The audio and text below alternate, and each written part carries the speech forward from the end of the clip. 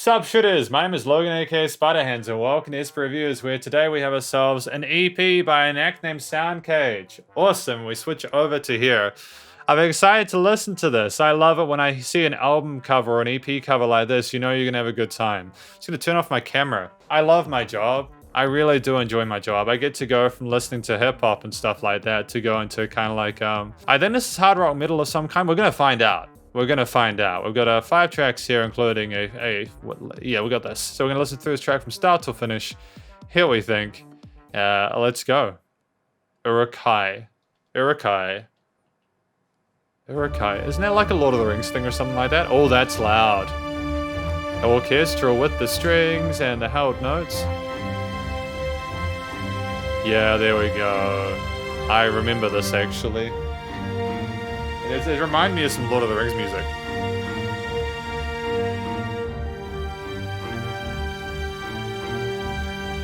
Or I could be pissing off people right now with getting it wrong.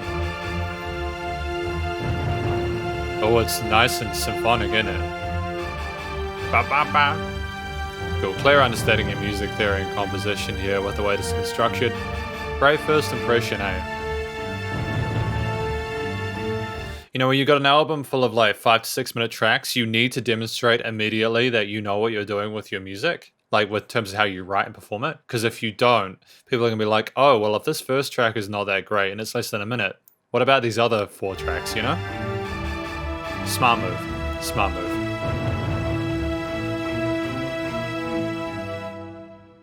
Where are we going? Choice.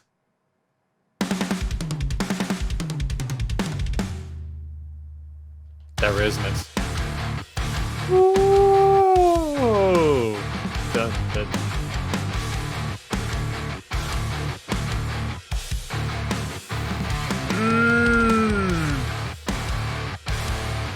Those guitar tones are pretty slick, dude.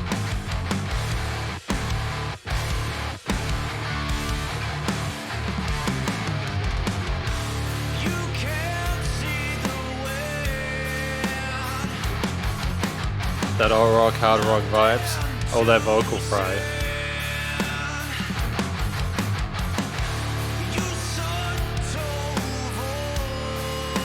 Like, if I'm immediately nodding my head to it, man, we're grooving, man. We're grinding through. This is dope.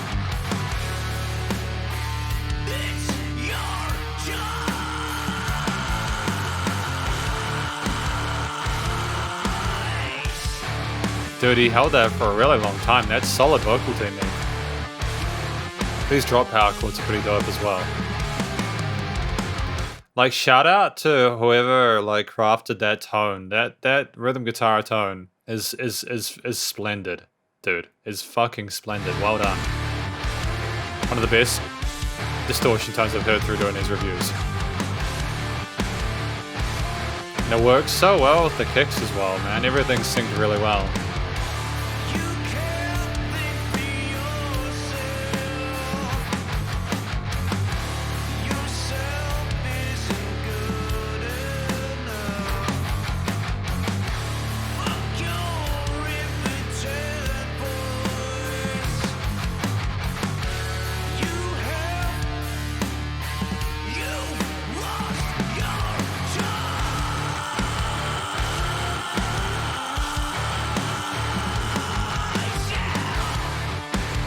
Cool, we're rolling through this. We're already 2 minutes in, man.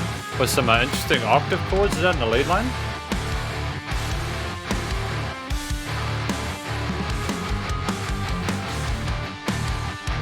Okay.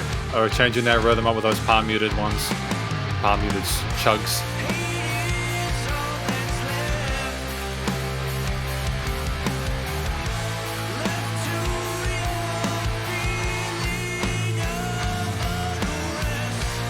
The only thing I'd say at this point, I know this sucks because it's a really solid EP so far and I love the production value. I'm wondering whether or not we double tracked the vocals, because if we're wanting to release an album beyond this, depending on the amount of sort of like interest we get, I just think that double tracking the vocals for like the album release would just give the vocals a lot more presence in the mix. Don't get me wrong, I can hear the vocals and they sound great. Clearly, someone who knows how to use their pipes in the best possible way. It's just that they're like a little bit quiet in the mix. Like I can hear they're at the right level mix-wise, but like a little bit wider, you know?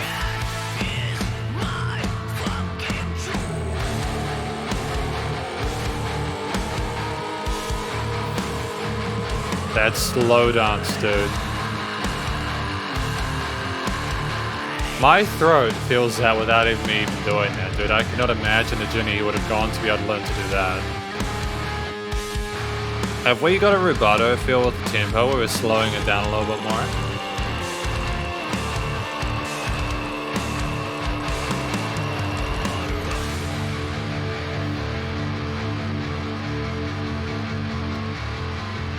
We've got a distorted bass in there, haven't we? I like that. Are we using finger bass or a picked bass?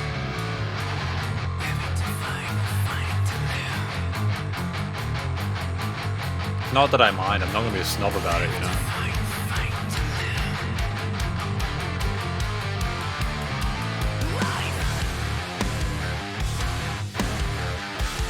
I don't know if we played to a click track, and I think that's one of the best things you can do when you're clearly this skilled. Even if you're not using like a sample drum kit or any of that kind of stuff, just playing without a click can make your music sound so much more human, give it a bit more of that vibrancy, that personality. Of course, the only thing that will completely screw that is if you don't know how to play in time in the first place.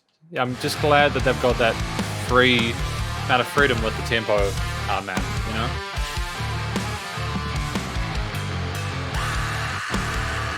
This kind of sludge rock with the graspy, growly vocals, man, it's beautiful. What a... Hang on to the singer you got there, guys. Don't let that one go.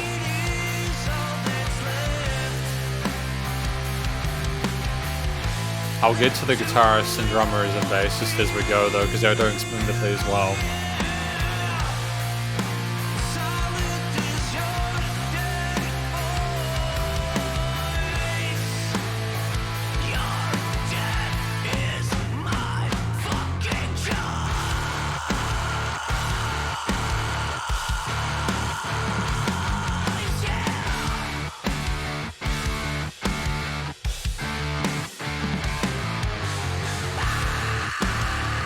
Yeah, see, again, like I can tell that he's loud enough in the mix to hear his vocals, and it could just be these headphones. These headphones are absolutely ruthless. Like I'll mix or record something with my like KRKs and my Sennheiser headphones and stuff like that, and then I'll put it through this, and it'll just sound different, and it sucks. I think these are just completely brutal with vocals. Even if they're the right level, they make them sound quieter than they need to be.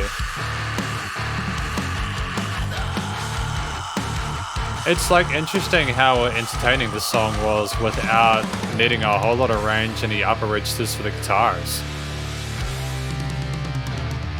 Oh, splendid. What a professional band we're listening to today, ladies and gents. SoundCage. Immediate love for these guys. You know, just because I have a taste, I really enjoy rock and metal, doesn't mean I'm necessarily biased. If people put through a track where they clearly have half-assed it, I'll be ruthless about it. But this isn't the case for SoundCage. We get into the void. All right, choice. I think choice was about people losing their ability to have the choice because they're taking it for granted, and then they just run out of chances and kind of screw themselves. That's what I thought choice was about. Into the void. Track number 3.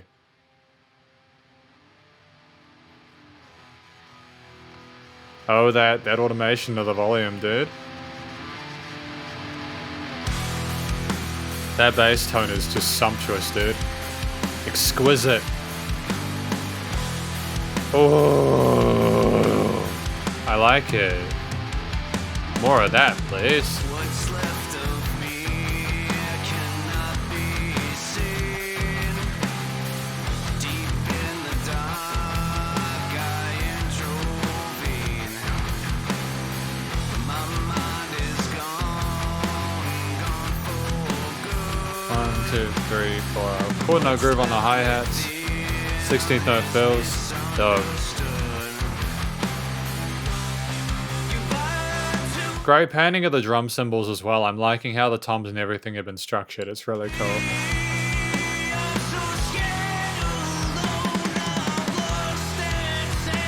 we going to a triplet vibe with this one? Really? I didn't expect that one. Classy. What a smooth transition that was.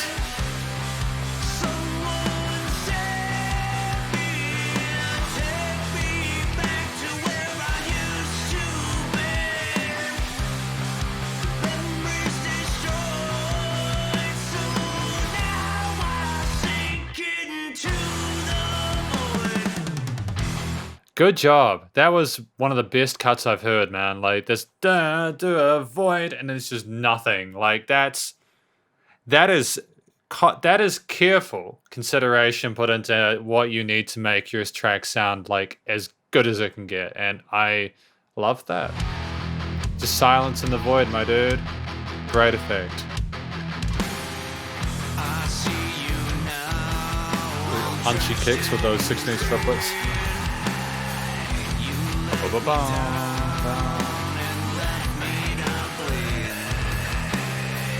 Is that an augmented fifth or something like that? Ba, boom, boom, boom. That's an augmented fifth, isn't it? Don't hear many of those.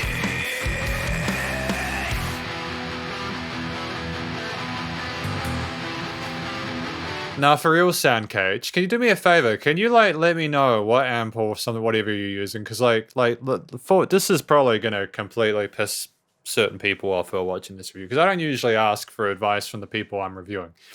SoundCage, how did you get that distortion tone? If you could like DM me or like get in touch about that, I for real, I adore it, and I would love to get close to that with the stuff that I do. I just cannot find a distortion tone I'm happy with. It's just a lovely. It's like fizzy, but it's the right kind of fizz, you know? Is that like just post-production? How do they do that? I know like the high-end tube amps do that pretty well.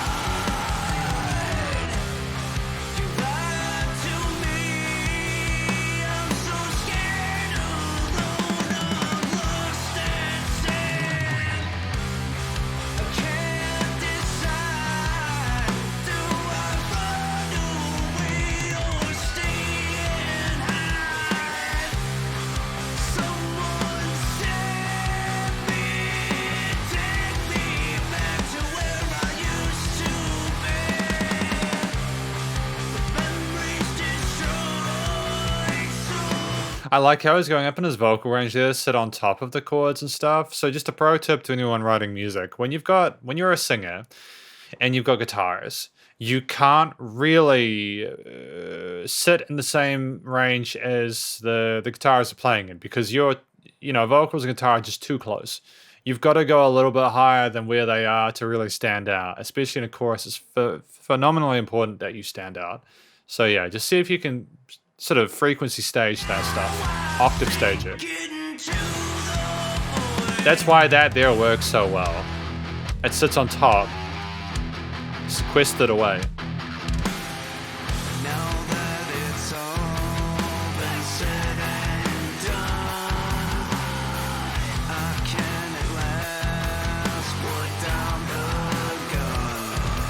What? Gun?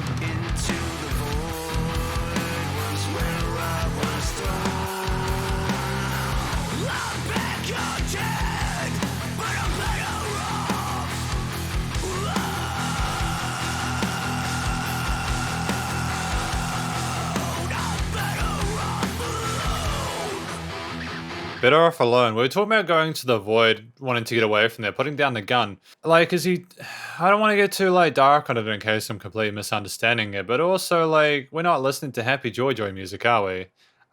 Is it talking about like struggling with like mental sort of like how you get stuck in these dark places and putting a gun down and trying to get away from feeling like you need to be alone, or maybe you're better off alone, or maybe you're happier alone, or maybe a person's making you feel miserable, so you need to get away from that person. There's different ways I could take this. Again, this is a first listen, but it's a really interesting subject matter. Again, I'm serious about that distortion though. I love it.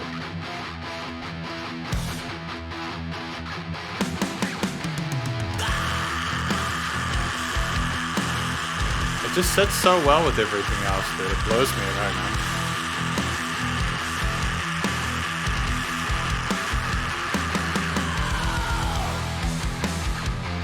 That reverb tail on that was dope. A bit of delay on it as well. I think delay on those growls. What an EP, man. This is the level you need to be at in order to release an EP in this day and age, especially if you're doing rock and metal. Drop in tempo. Break down, my dudes. Break down.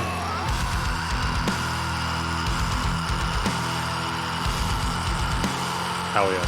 Hell yeah. This is the shit, man. I love it. This is the shit, man. I love it. I enjoy this track so much. Oh, there's that tension there. Tension. Words.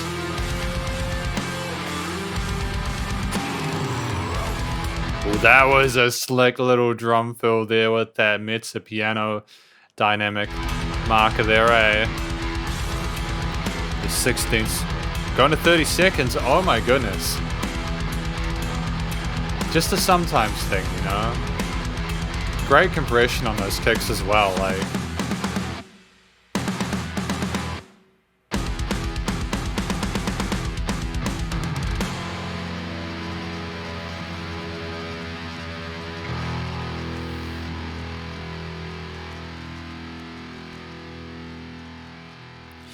You know, like, honestly, I feel like a bit of a hack saying this, but a lot of the metal, like, I listen to, like, if you guys ever listen to the Spotify, like, kick-ass metal playlist, you know, there's some cool music on it, but some of the production on it, just because of how sterilized they make the music, just sounds so kind of bland. I like listening to music like this. It's just the band playing the music, you know? They're not trying to over-engineer it. We got Witnessed by SoundCage and Nihilists. Is it a vocal collaboration? Have they included...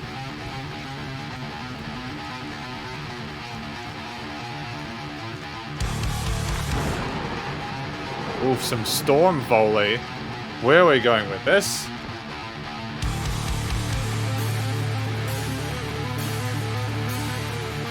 A little bit more colorful than previous. But these lead lines.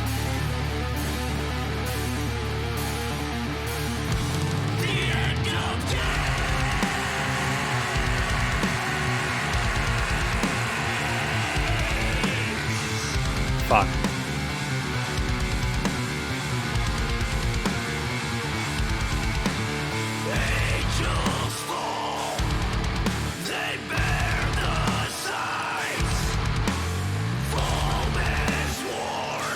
Did you hear the bass one?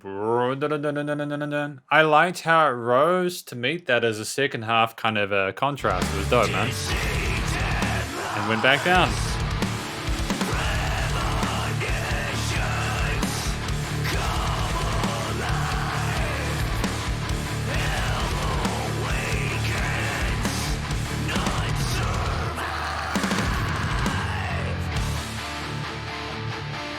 Yeah, there's more of these lead harmonies in this track. Oh, that bass is a funky little slappy one, isn't it?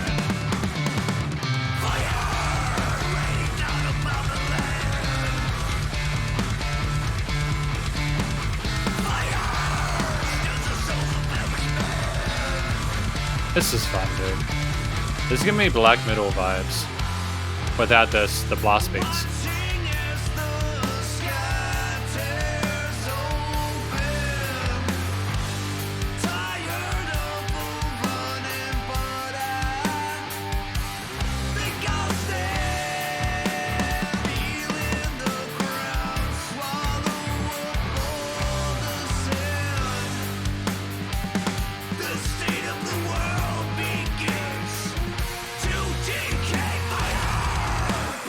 Inside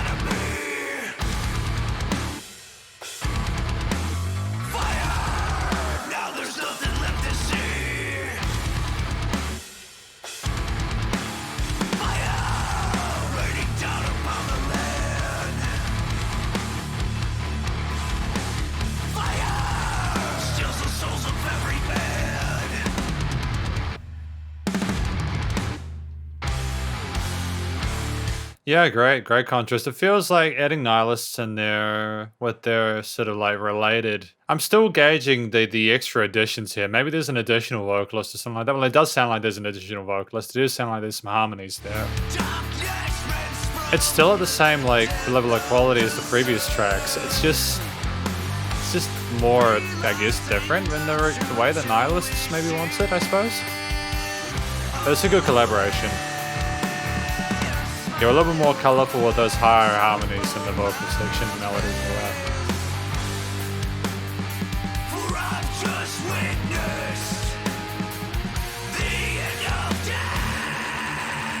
It's about fire raining down and witnessing the end of days, eh?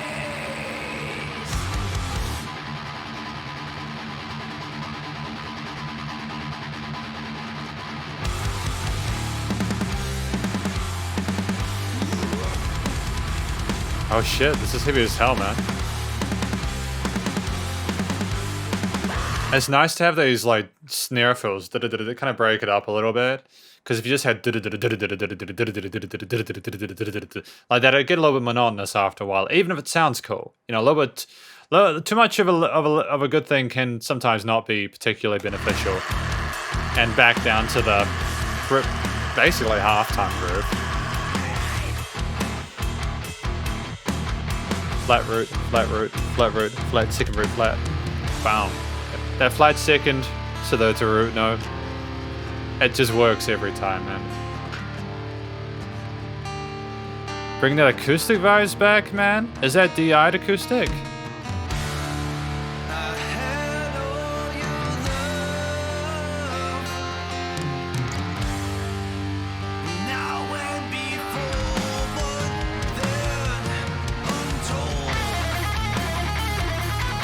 Guitar solo. Great resolution there.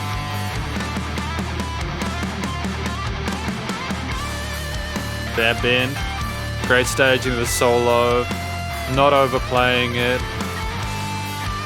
Making more like a...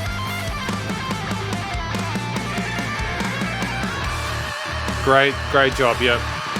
That's a phenomenal solo, you know. Just when you think it's going a little bit too quick for the groove of the rest of the song and the rhythm instruments, he pulls it back a little bit. He or she, I don't know. Actually, I shouldn't assume he or she. They pull it back a little bit, and they just balance it out so well. You know, it never feels like the solo is becoming an ego project. It's teamwork through and through. You know, it's a sick solo, but it's not trying to overtake everything else. There's a sense of equilibrium involved. Oh, dope. The panning of the rhythm guitars there. I haven't really heard this before. It's a fun thing. It's a fun little addition.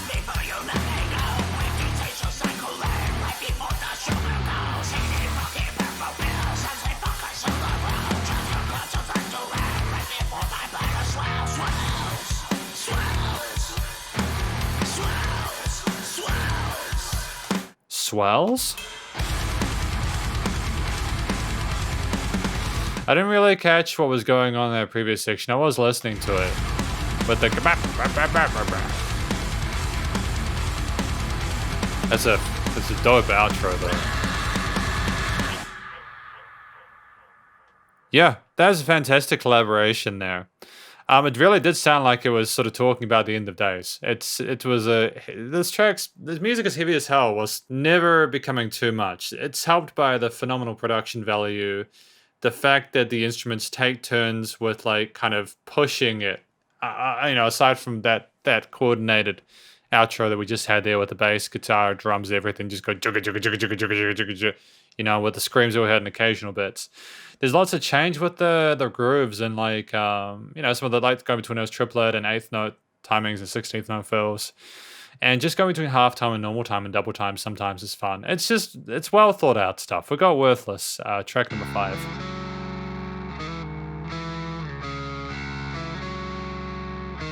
And this distortional space is fantastic. I don't know if it's filled or not.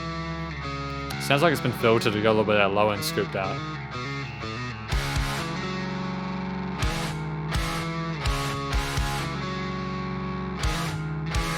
could just be how it sounds in that range. It's just really tied up.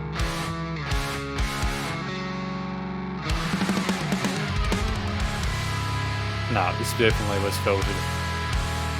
And now the leads are replacing that higher bass. Back down where it needs to be, nice and tight. You can tell the quality of a middle track or a rock track by the way the bass hits with the kick.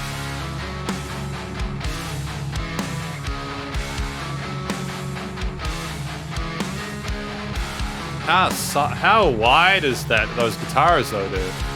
How wide are those guitars in the mix? They're like 150%, aren't they? That might not make sense unless like you know about like stereo wideners and stuff like that. So like with like when you mix a master track, you can like spread the guitars out to 100% on each side. And then if you use a stereo widening plugin or something, you can make it so that it's practically 150. It's super dope how that works with stereo field.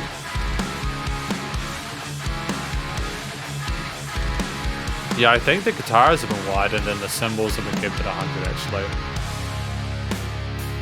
The foundations of my discretions lay waste to my inconsistencies. Now fallen apart, the ruins of my support are all that's left of me.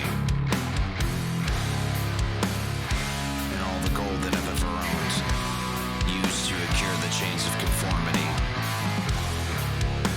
That's a dirty little bend there. Wow, wow. The price of my soul.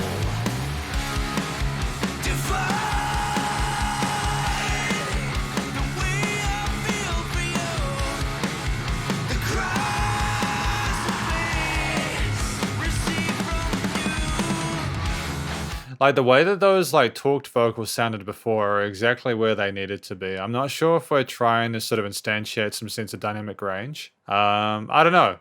I mean, I don't want to keep going on about it or harping on about it because I still think the vocals have been done well throughout this EP, but...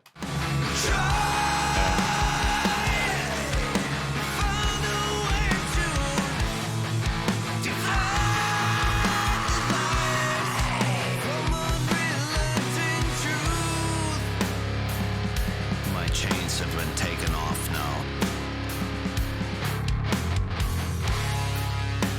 The path that I drowned in, I now realize was shallow. But the new path I walk is still unclear. No. Truth is but a lie. I like how you have these harmonized parts where the voice has a secondary layer on it, becomes just like kind of demented and distorted. I kind of dig that a lot.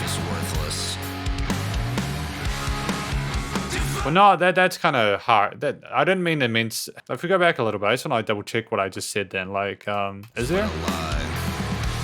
And the life is worthless. No. I thought I was hearing things. I thought in the first track I heard there was an additional vocal layer. So I was taking that for the second. But now don't worry about it. Just ignore me. I'm losing my mind. It's fine.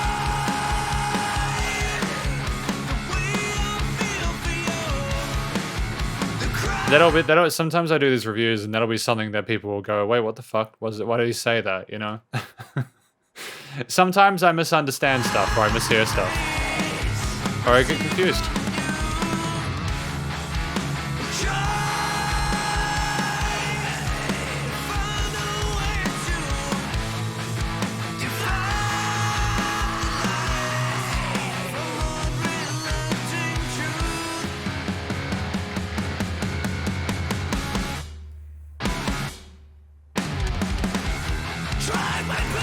Oh, the chugs. Bum, bum, bum, bum, bum, bum.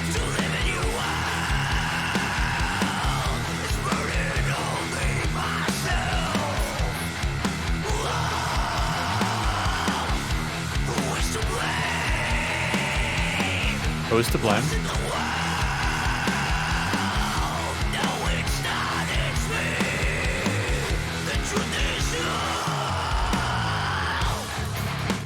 Damn, man, so he's bringing it away. He's not blaming the world anymore. He's blaming himself for it. Damn, dude. So it's this whole album about someone feeling like their life is slowly going over and like the emotional roller coaster, the journey of self-introspection and learning that comes with realizing that you've got to make your own fixes. Where possible, of course. There's a bit more of a forced kind of staggered approach to this part, isn't there? There's the staccato bum bum bum bum bum bum bum bum bum bum. Pointy. It's pointy and jaggedy. It sounds kind of like a shark going through the ocean, you know? Wonder what we'd use to describe that if we didn't have jaws.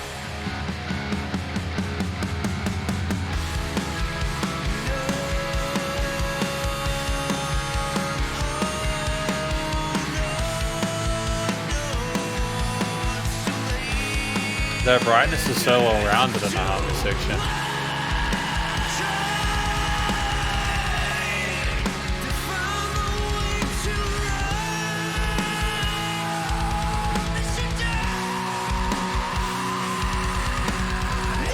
Oh, it just took me away how, like, he went from that cleanness to that vocal fry and just screams. Then there's a little bit of cleanness, and then he's back to screaming again. It's just so effortless, yet it sounds so visceral. That rhythm section is pocketing so hard, man, keeping them tight.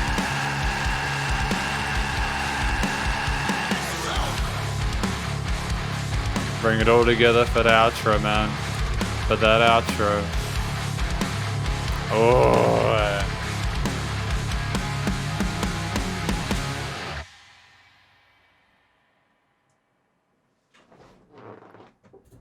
What? Is it the end? I was just turning my camera on. Did it finish?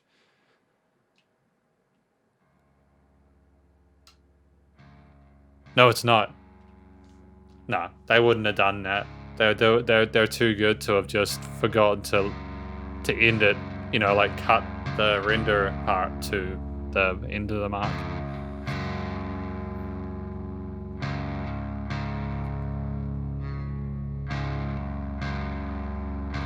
Great to have that bass finish it out.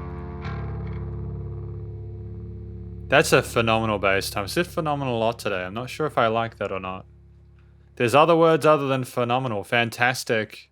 Extraordinary. Yeah, extraordinary is a tricky word, man. I don't always use extraordinary, and I don't like it because it insinuates that it is, you know, like if I was misunderstanding it, I'd say that extraordinary is something that like almost never happens. But if you think about the literal definition of extraordinary, it's something that is out of the ordinary, and that is an out of the ordinary bass tone.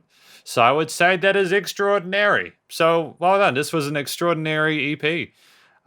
Considering that's The End of Days by SoundCage, I think it's their first. It is absolutely astounding to me that they have not released music outside of this. This is easily one of the best EPs I've heard all year, and they may not sound like much because we've just gotten into the second week of February, but I review music on a daily basis, so I get to listen to a lot of this kind of music from all sorts of different genres and stuff. Potentially one of the best EPs I've listened to within the genre since I started doing reviews like almost 2 years ago now. Let's talk about why that is, because this is the conclusion. I do this to let myself know during the editing process that this is where the conclusion starts. You know, if we go through the subject matter, what the songs are about, I think Urukai was like a nice instrumental intro to the ferocity, the tension, the drama that was going to occur later in the EP. We had Choice, which is about someone feeling like they don't have any options, but that's not quite the reality, and they run out of chances because they don't take advantage of those choices. So it's this sort of like sense of learned helplessness that kind of ends up screwing them over in the end. And I could be wrong about the stuff, by the way. Feel free to let me know if I've completely messed up my understanding of the stuff. And I'm happy to take it. Any constructive criticism or feedback on that front. Into the Void. I think Into the Void was talking about people who like they go through life and they get sort of destroyed and end up in the void, and they're trying to get out of the void because they're alone and they don't necessarily maybe want to be alone before. Maybe they're in the void because they're alone, or someone put them in the void there through like abuse or whatever, and they feel alone and they want to get out of it. That's my understanding of Into the Void. Witness to The End of Days, sort of like being a part of that process, looking at someone falling apart or something like that, kind of just the depression that comes from that, that learned helplessness that comes from that. And then Worthless, that sort of self-hatred there, that self-loathing, that feeling of just helplessness personified into worthless, and just miserable and trying to get away from that, or maybe never getting away from that. That some people never do, you know. Some people never get away from that, and it's a very sad thing. It's a damn shame. Really, it's very sad. But this is effectively what I think the EP is about. That's what I think the EP is about. I think that in terms of the way it's structured, I think it's stylistically cohesive. The songs make sense together. It was a thoroughly interesting EP to listen through from start to finish, and I had a great time with it. To go a little bit deeper into the performances of the individual instrumentalists, I'm not sure to do the songs first. Well, we've done what the songs are about. We had a lovely amount of change within each of the tracks. There was never a point where I felt like we had too much of one thing. There was change in regards to the different grooves we had, the different rhythms, different tempos, the different time signatures. You know, we had change in the rhythm section.